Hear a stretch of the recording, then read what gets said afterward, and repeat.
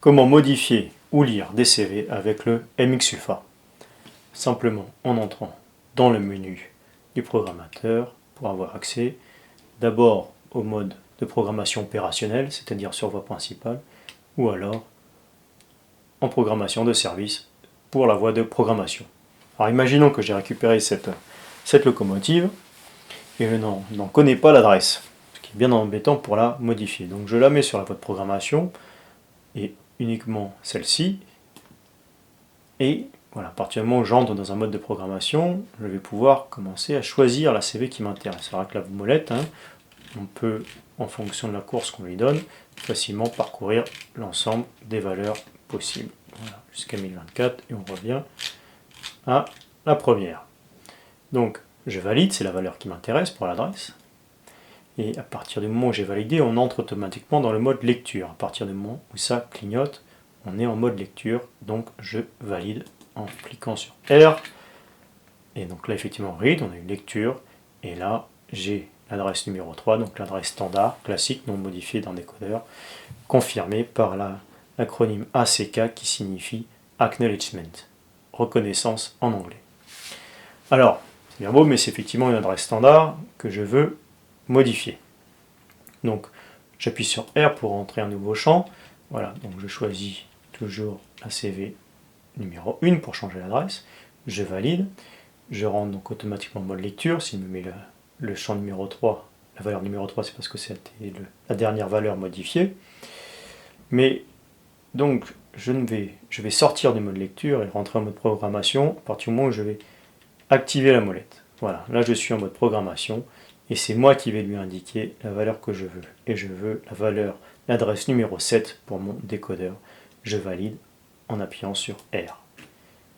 WR Write, écriture, ACK, reconnaissance. Mon décodeur est censé avoir l'adresse numéro 7 à présent.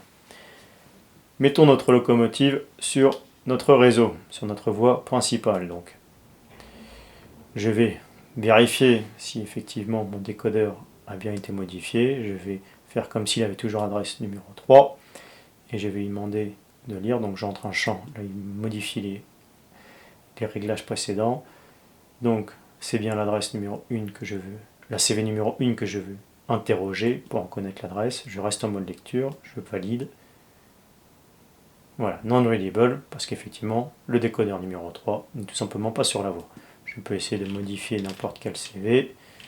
Passons sur un CV12 par exemple, avec n'importe quelle autre valeur. 10, j'ai validé. Voilà, NACK, Non-Acknowledgement, non reconnu. Donc, c'est bien un autre décodeur que l'adresse numéro 3 qui est sur la voie.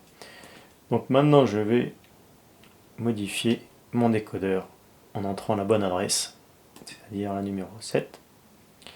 Et là, je vais trouver un nouveau champ. On va déjà vérifier si l'adresse est bien celle-ci. En lisant la CV numéro 1, j'ai donc validé la valeur de ma CV. Je valide en mode clignotant. On est bien sur 7. Alors, le MXUlpha n'est pas encore équipé de la technologie RICOM, de la fonctionnalité RICOM, donc on ne peut pas modifier l'adresse sur la voie principale. Cependant, on peut modifier toutes les autres CV. Par exemple, je voudrais modifier sur cette locomotive le sens de la marche. Pour ceci, il faut modifier la CV numéro 29. Nous allons d'abord lire sa configuration actuelle pour savoir ce qu'il en est. Voilà, donc là, si elle met le champ, la valeur 7, c'est parce que ça a été la dernière valeur remplie. Et donc là, je suis en mode lecture puisque ça clignote et je valide en cliquant, en appuyant sur R. Et donc là, il m'indique effectivement 14, Acknowledgement reconnu. Ça correspond donc au CV29 qui a le bit 3 activé. Le bit 3, c'est pour justement le RICOM qui est bien activé sur le décodeur, même si le MXUlpha ne peut pas s'en servir.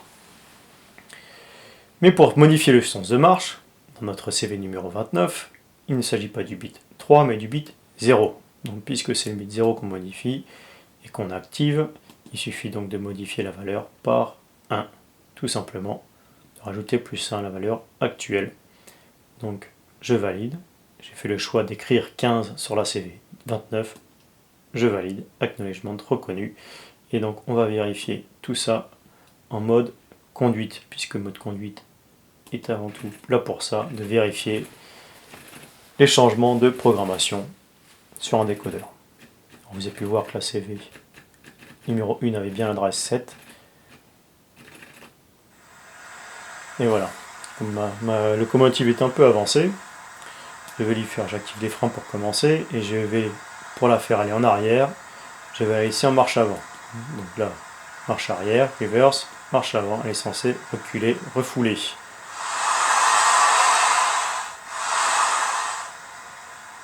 Et elle refoule. Voilà, je la fais freiner, je la mets en marche arrière, et elle est censée avancer. C'est bien le cas. Bon, c'est bien beau tout ça, mais cette fonctionnalité ne me plaît pas du tout. Je veux la modifier. Je repars en mode de programmation sur voie principale. J'entre l'adresse numéro 7 de mon décodeur pour l'interroger. Voilà. Et je lui dis, j'entre un nouveau champ, je lui dis que c'est toujours la CV29 que je modifie. Je peux la lire si je veux, donc on met toujours l'adresse 15, donc j'entre un nouveau champ en appuyant sur R, je valide la CV29, je modifie en rentrant le champ la valeur 14, je valide en appuyant sur R, et là si je repars en mode de conduite, je suis censé avoir modifié mon sens de marche une nouvelle fois pour le rétablir, avant que ma locomotive ne tombe de la table. Voilà, donc je suis trop avancé, je vais me mettre donc cette fois-ci en marche arrière, les freins sont toujours activés, et je suis censé refouler.